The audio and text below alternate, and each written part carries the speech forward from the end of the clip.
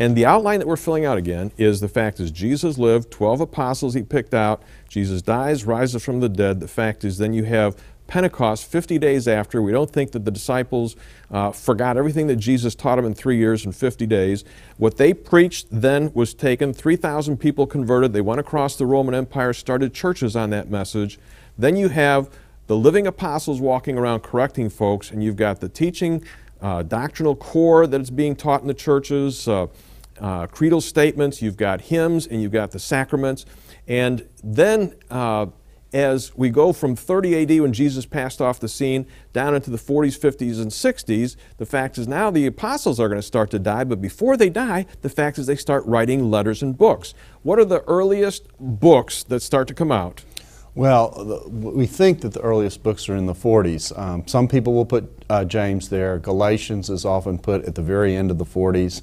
And then in the 50s, the publishing house really gets rolling with various epistles, extends into the 60s. Traditionally, Peter and Paul are said to have been executed, martyred for their faith, martyred for what they are preaching in the middle 60s. And then the latest books, many people place the book of Revelation in the 90s and the later period. Yeah, but everybody think about this. Okay, if Jesus dies at 30 and the book's starting to come out in the 40s, you're 10, 15 years from the time that Jesus is on the scene. And you've got the living apostles walking around, the church is established.